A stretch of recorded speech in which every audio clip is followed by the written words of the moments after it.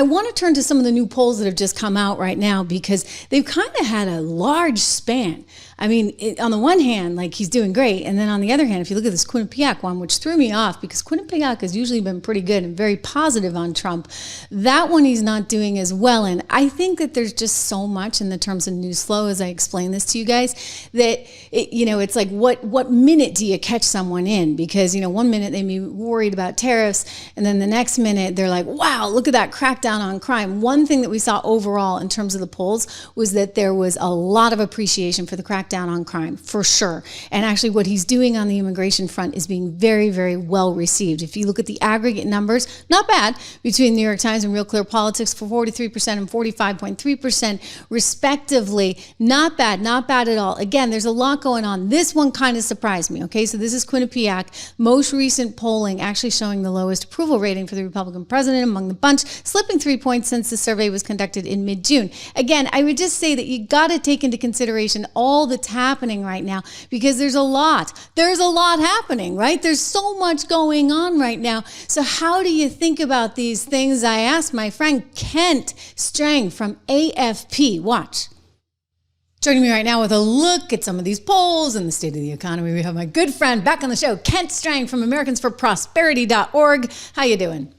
I'm doing great. Thanks for having me back, Trish. So I'm looking at these polls, and some of them are really good. Right? Like, the Harvard-Harris one, pretty impressive, 47%. Some of them, 37% out of Quinnipiac. I was a little surprised by that. What people are saying, analysts are saying, is contributing to this is a little bit of uncertainty over the economy. I'm looking at the markets going, they feel pretty good. They seem pretty good, especially when you look at the tech sector. What do you think's really going on? What's affecting these poll numbers right now?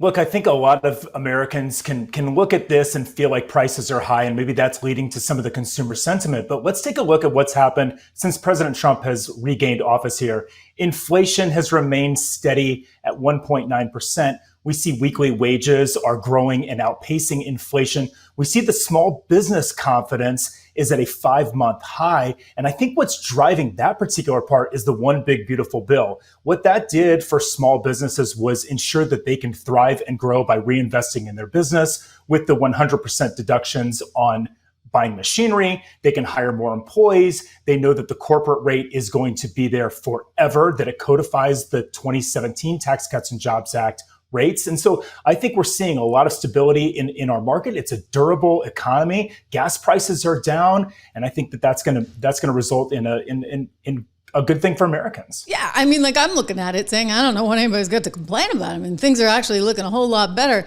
than back in the day. And there's a lot, I think, promising to look forward to. Perhaps maybe it's just some of this rhetoric from the mainstream media that's scaring people. I don't know, about tariffs, et cetera, international issues.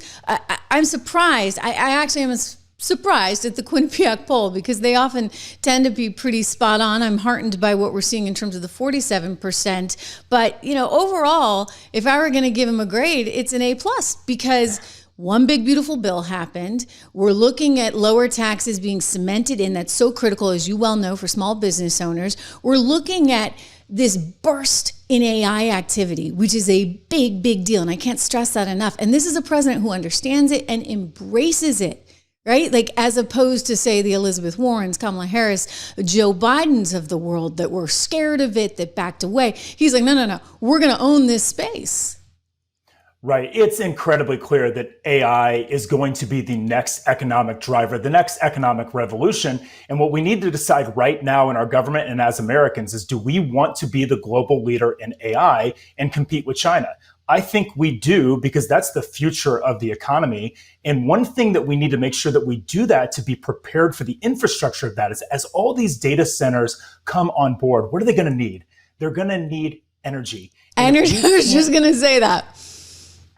And if they can't produce affordable energy to drive the data centers and also lower costs for Americans, we're in big trouble. So what we really need Congress to do is we need Congress to zero in and focus on permitting reform. So what is permitting reform? It lowers the red tape. It makes it easier to build those energy projects because, as you well know, these projects get caught up in legal ease. They get caught up in red tape. They get caught up in lawsuits, and we can't build anything. If we keep that red tape intact, it's going to make it so we're behind the curve on AI, behind the curve on energy production, and we're not going to be the global leader to compete with China in that space. No, we got to own it. We got to own it. Hey, I'm curious. What do you think? 'Cause I'm very curious about this, Kent. And we haven't talked about this offline or anything, but you see the government now taking a stake in Intel, or the government taking a stake in defense companies. So, me, good red-blooded American capitalist, my first instinct was, "Ooh, I don't know about that," because I don't want the government involved.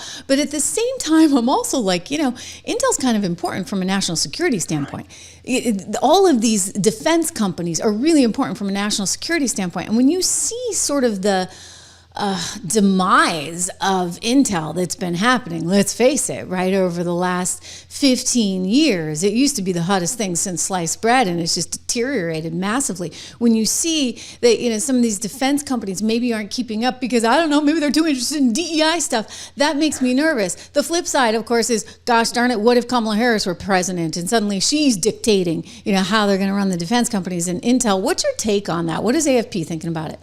I am with you in that assessment that there are certainly national security concerns, and that's why President Trump and this administration are looking at that. But I'm with you that I'm a believer in free market capitalism, that the government doesn't pick winners and losers, the marketplace decides. And what gives me pause is exactly what you said, is what happens when a hardcore progressive leftist president comes along. It could happen, says, right? We're going to nationalize American industry. Well, we know what happens when that goes on and that takes place. And so I think we should exercise an incredible amount of caution as we look at the United States government taking stake in companies. It's so hard. Or maybe the answer is we just always need to have business people in that slot. I mean, he's a business guy. He gets it. For goodness sakes, he's out there giving Cracker Barrel advice, right? It was good advice, by the way. Cracker Barrel took it, and what do you know? The stock recovered, and people are still a little bit bruised, but it moved quickly, and that was a smart thing to do. His point was, hey, Cracker Barrel, you know what?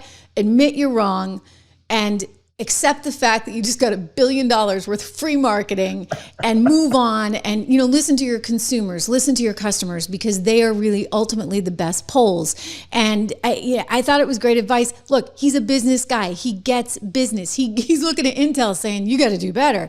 If we're going to give you money, you better actually do better. So I understand that perspective. I just worry from the standpoint that we may not always have a Donald Trump-like figure in office. And if you get somebody who's a commie, AOC or Bernie Sanders-like, or Tim Walz, or any of these characters, Gavin Newsom, for goodness sakes, you're going to be up a creek without a paddle. Again, where do you see us right now? I know some analysts, there's a recession coming.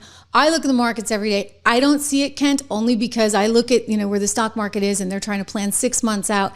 And I'm seeing a lot of upside and consistency and optimism. Where are you? Sure, I certainly don't have the crystal ball on that right now, but I see optimism too. And again, I look back at what Congress did with the One Big Beautiful Bill.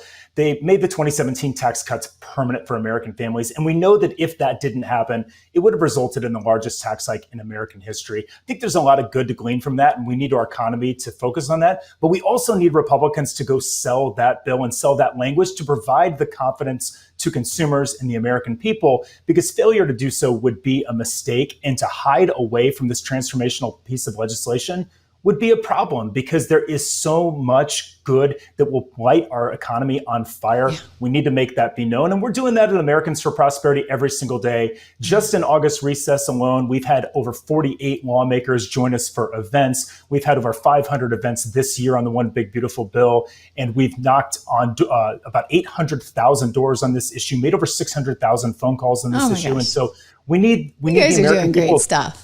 No, you really are. I mean, it's why I'm so happy to partner with you, because you get such a great message. It's so much about making these opportunities for everyday Americans, giving everybody, as I call it, the freedom to prosper. So I encourage people to go check out AmericansForProsperity.org. You can get involved. You guys have all kinds of grassroots levels for people to get involved and roll up their sleeves and join your community and help make it a better place. This is a great country. We're coming up on 250 years. I love it. We're celebrating all year long. It is good to see you, my friend. Thank you so much, Trish. Appreciate it. Keep up the good stuff. Thank you. Again, my thanks to Kent. Yeah, this is really strange. I see some of your comments on Quinnipiac just being a miserable poll. Again, AmericansForProsperity.org. You should go check them out when you have a moment. Terrific organization doing a lot to advance the Trump agenda and the conservative agenda right now. It was a wild poll. Listen, I think that things are pretty good right now. And, I don't know, you can say I'm living in a bubble. I do need your help, though. I just put a message up. Help me get to 1 million subs, okay? Subscribe, share, like, make a comment. It's really, really, really important. I love having you all here. I'm seeing some new names here. So I appreciate you joining me. Millions soon. Unc Andy, I hope. I think they make it harder for you. It's like a battle of wills, right? Like they're like, okay, can you do it? This happened when I was trying to get to 100,000, just 100,000 subs. It was in August of, 2 years ago. 2 years ago. Think about that, guys. We hit 100,000 in August. I remember because I was up in Maine on a family vacation and I was still doing the show from Maine. I had like this little hovel like in the room. It was all like this pine wood around me in this little cabin, right? And I'm like just like inching back into that little corner of the room. And I was doing my show from there. And anyway, it was 100,000 that I was coming up on. I was like, oh, if I can only get to 100,000. And so here we are 2 years later. And I'm like, oh, can we get to 1 million? It's like we were flying. And then all of a sudden, like as we inch closer, so much for compound returns, right? Compound interest. Thank you, guys. I know that we will get to 1 million. David Lorenzo, is this not a miracle? I told you I'm getting better and better at tech. I found this little tiny fan that I can put on the camera itself. Amazing what you learn. I'll tell you, thank you very much, ChatGPT. You're teaching me every day.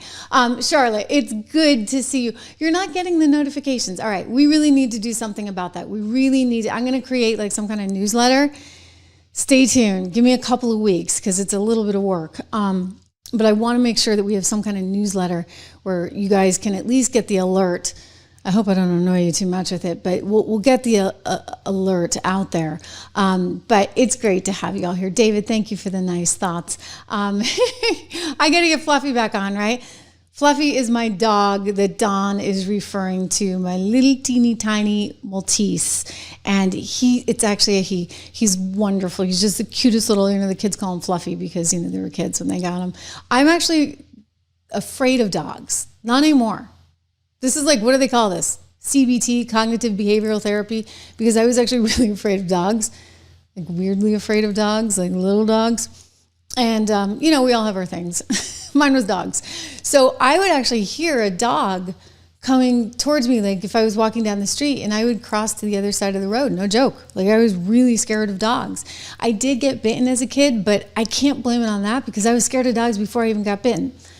So the kids really want a dog, and I'm a mom. I want my kids to have a dog. It seems like a nice thing to have in childhood, and I didn't want them to be like me and be afraid of dogs.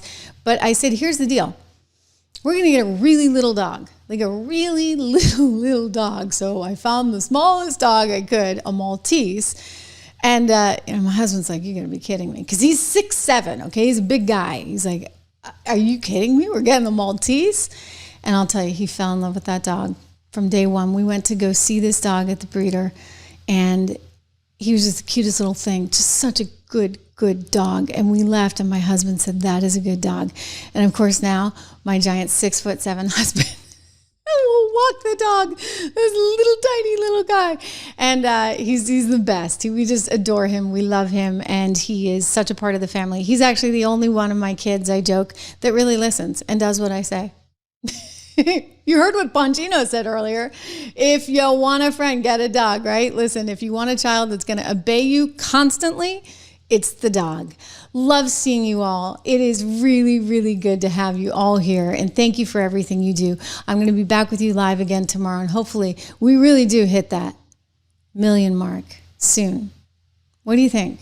Can we do it by end of September? Maybe? What do you know? What do you think? Let me know. Let me know in the comments. I'll see you live again tomorrow. Plenty of content coming your way today.